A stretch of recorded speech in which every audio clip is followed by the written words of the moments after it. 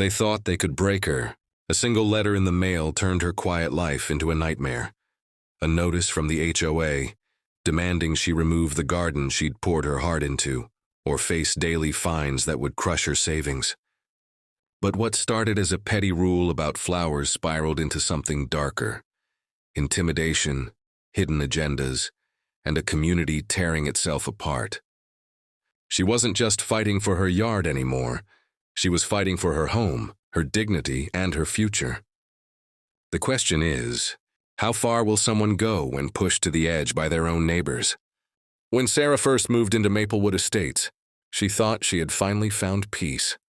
After years of renting small apartments in crowded cities, this quiet cul-de-sac felt like the reward for all her hard work. She planted roses along the fence, painted her porch a soft blue, and spent her evenings sipping coffee while waving to neighbors walking their dogs. Life felt stable, predictable even. The neighborhood had its rules, of course. A homeowners association managed the lawns, the fences, even the holiday decorations. But at first it seemed harmless, like background noise she barely noticed. Everyone appeared friendly, and the meetings were little more than discussions about landscaping or community events. Still, there were whispers. Longtime residents muttered about selective enforcement, about certain board members who seemed to enjoy their power a little too much. Sarah brushed it off, thinking it was just small-town gossip. She wasn't the type to cause trouble, and she assumed if she followed the rules, the HOA would leave her alone. But peace in Maplewood Estates was fragile. Beneath the freshly mowed lawns and smiling neighbors, tension simmered, unseen until someone crossed the wrong line. And soon Sarah would discover just how quickly a dream community could turn into a battlefield. At first, the letter seemed like a mistake.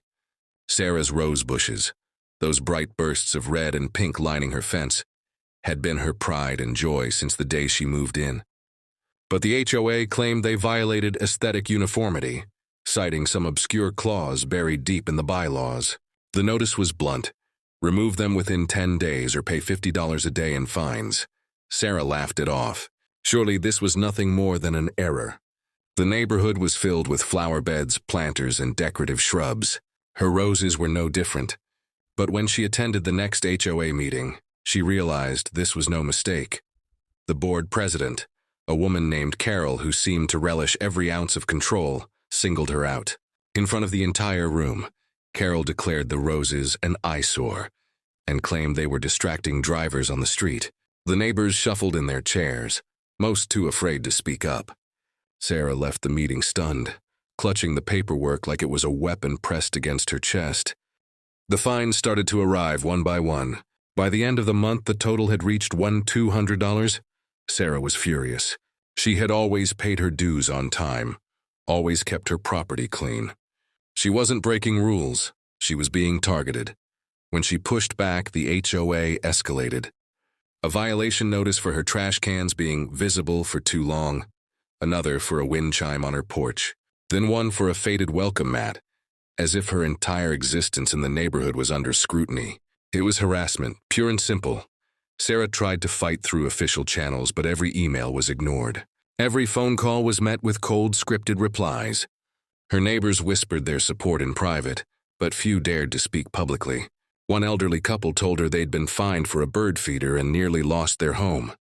Another admitted they paid their violations quietly, fearing retaliation. Sarah began to realize this wasn't about roses. It was about power, and the HOA wielded it mercilessly. The stress was relentless. Every time she opened her mailbox, her stomach turned. The fines piled higher. Threats of liens loomed.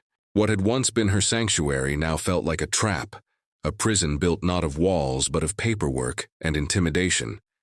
And then came the breaking point. One morning, Sarah stepped outside to find her roses. Her beloved roses had been cut down in the night. The bushes she had nurtured, trimmed, and cared for, now reduced to jagged stumps. Her heart sank. Her hands shook as she ran to the fence, staring at the destruction. She knew immediately who had ordered it. When she confronted the HOA, they didn't deny it. In fact, they sent her a letter claiming they had resolved her violation by removing the roses themselves. They even had the audacity to bill her for the labor costs. That was the moment something shifted in Sarah. Fear turned into fury. She wasn't going to let them strip away her dignity, her home, her future. The HOA thought they could bully her into silence, but they had awakened something much more dangerous, her determination to fight back. She started researching. She pored over the HOA bylaws line by line. She spoke to attorneys, neighbors, even local journalists who had covered HOA abuse before. What she uncovered made her blood boil: financial irregularities, selective enforcement, and board members using HOA funds for personal expenses. Carol wasn't just enforcing rules, she was exploiting them. The more Sarah learned, the more confident she became. She began documenting everything: photos, letters, timestamps of every violation. She reached out to neighbors, slowly building alliances. Some were hesitant, but others, emboldened by her courage, stepped forward with their own stories of intimidation. The quiet undercurrent of resentment in Maplewood Estates was turning into a wave, and Sarah was at the center of it. But Carol wasn't about to give up control. The HOA doubled down, filing a lien against Sarah's property, threatening foreclosure if she didn't pay the mounting fines. It was the ultimate weapon, one designed to break her spirit and force her into submission. Yet instead of folding, Sarah went public. She contacted a local news station, sharing her story in detail. Cameras rolled as she stood by the stumps of her roses, her voice steady, her resolve clear. The story spread, first through the town, then across social media. Suddenly, the HOA wasn't the one in control of the narrative. Still, the battle wasn't over. The board called an emergency meeting, hinting at even harsher measures. Carol accused Sarah of bringing shame to the community, claiming she was endangering property values. It was an open declaration of war, and as the tension in Maplewood Estates reached its boiling point, Sarah realized one chilling truth. The HOA wasn't just trying to take her money. They were trying to take her home, and she would have to fight harder than ever to keep it. The emergency HOA meeting was supposed to be a routine affair, another chance for Carol and her board to tighten their grip on the neighborhood. But that night, the community center parking lot overflowed with cars. Neighbors who had avoided meetings for years showed up, murmuring in hushed tones, curiosity buzzing in the air. Everyone wanted to see what would happen when Sarah finally faced Carol head-on. Inside, the room was tense. Carol sat at the center of the board's long table, chin high, gavel in hand, wearing the smug confidence of someone who believed she had already won. Before the meeting even began, she ordered Sarah to sit in the back, as if she were an unruly child instead of a homeowner fighting for her rights.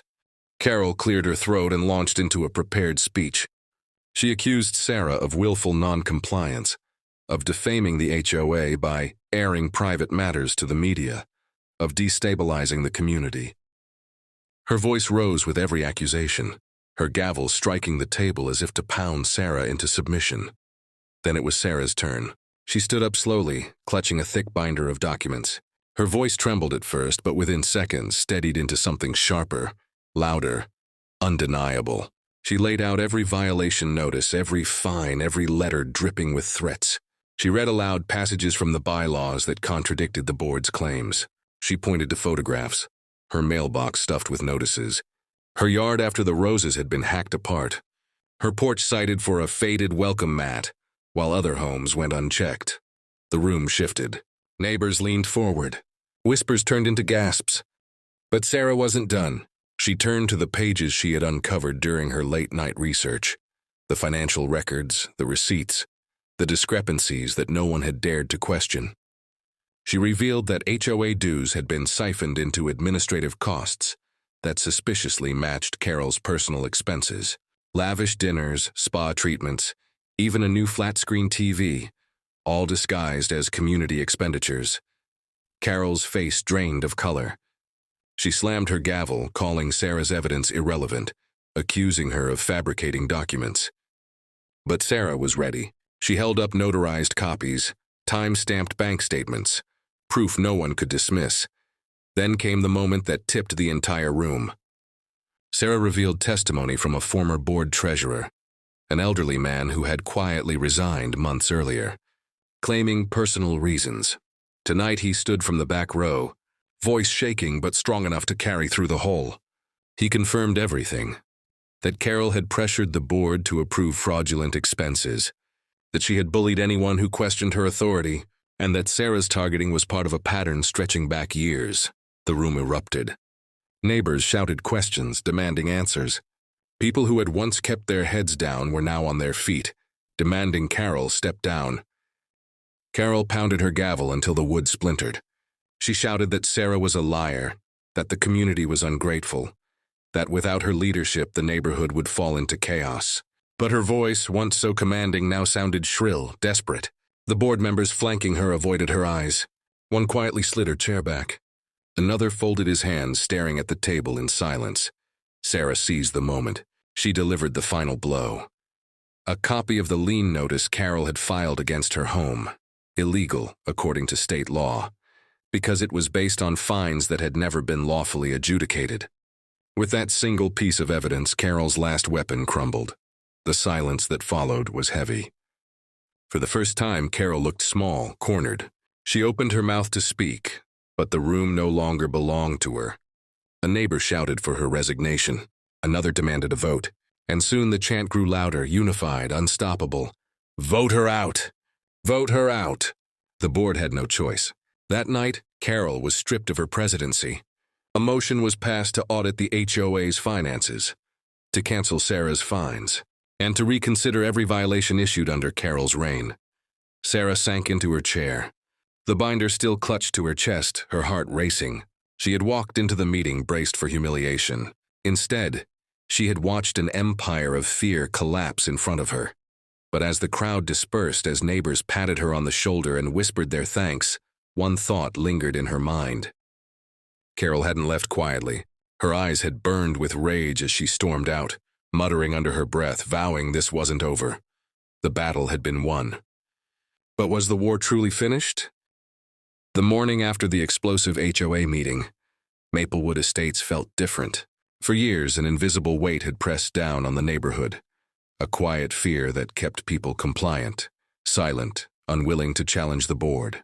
But now that weight had lifted. Neighbors lingered longer in their yards, waving to each other, stopping to talk in ways they hadn't in ages. For the first time, it felt like a community, not a prison. Sarah, though, wasn't celebrating just yet. Victory in the meeting hall was powerful, but she knew paperwork, procedures, and legal follow-through would decide the real outcome. She had been fighting too long to assume it was over. Within weeks, the independent audit began. Accountants poured through years of financial statements, HOA budgets, and expense records. And the results were even worse than Sarah had suspected. Tens of thousands of dollars had been misappropriated, funds that should have gone to community maintenance, repaving sidewalks, repairing fences, upgrading playground equipment, had instead been spent on vacations, personal shopping sprees, and high-end home renovations for Carol's house. The findings were damning. When the auditors presented their report, neighbors packed into the community center again, this time with a mixture of outrage and vindication. They weren't just angry, they felt betrayed. The very person who claimed to be protecting their property values had been stealing from them all along. The board voted unanimously to refer the matter to state investigators. Carol's reign of intimidation didn't just end. It was dismantled piece by piece, stripped of the false authority she had wielded like a weapon. For Sarah, the impact was personal and profound. The lien on her property was nullified. Every fine she had ever been charged was officially erased. The HOA issued a written apology, and her legal expenses were reimbursed by the community fund. When she looked at the jagged stumps where her roses once bloomed, she no longer felt sorrow. She felt vindication. Those stumps had become a symbol of resistance, proof that even the most ordinary homeowner could stand against corruption and win. But Sarah didn't stop there. With encouragement from her neighbors, she ran for a seat on the board in the next election, and won. Her campaign wasn't about power or control. It was about restoring trust, transparency, and fairness. Under her watch, meetings became open and collaborative. Rules were applied consistently, and financial reports were posted publicly for everyone to see. For the first time in years, homeowners felt like the HOA actually served them, not the other way around. The long-term effects rippled beyond Maplewood Estates. News outlets continued to cover Sarah's story, framing it as an example of everyday courage against institutional abuse. Homeowners from across the state reached out to her, sharing their own battles with unfair HOAs. Some even credited her with inspiring them to speak up or organize in their own neighborhoods. As for Carol, her downfall was swift and humiliating. The investigation revealed enough evidence of financial misconduct to pursue civil charges. She lost her position, her reputation, and eventually her home. Neighbors who once feared her now crossed the street to avoid her glare, and the community she had tried to control rejected her completely. But perhaps the most lasting impact wasn't about finances, bylaws, or even justice in the legal sense. It was about unity. For years, neighbors had lived side by side, sharing fences but not trust. Sarah's fight changed that. People began hosting block parties, organizing cleanup days, and forming friendships where there had once been only suspicion. The HOA meetings, once dreaded, became opportunities for laughter, debate, and collaboration. The neighborhood began to thrive, not because of fear, but because of freedom. Sarah often thought back to that first letter, the one demanding she rip out her roses. It seemed almost absurd now, how something so small had sparked a battle that reshaped an entire community. But she understood something she hadn't before. That power often hides in the smallest rules, the pettiest demands, the quiet injustices that people are too afraid to challenge. And when one person decides to fight, that power begins to crumble. Years later, as Sarah planted a new row of roses along her fence, she paused to reflect. She had learned that homes aren't just walls and roofs. They're sanctuaries, places of dignity and belonging. And no board, no neighbor, no self-appointed authority has the right to take that away. She turned to see her neighbors across the street waving, children riding bikes on sidewalks that had finally been repaired with community funds. The sound of laughter echoed through the air. This was the life she had dreamed of when she first moved in. It had taken years of struggle to reclaim it, but she had succeeded. And perhaps that is the true lesson of Maplewood Estates, that communities don't thrive under fear. They thrive under fairness, unity, and the courage of people who refuse to be silenced. So the next time you hear about an HOA demanding compliance, or a neighbor trying to bend the rules to their will, remember Sarah's roses. Remember the fines, the liens, the humiliation she endured. And remember that in the end, she won. Not just for herself, but for everyone around her. Because the question isn't whether a single person can fight back. The question is, how many more will choose to?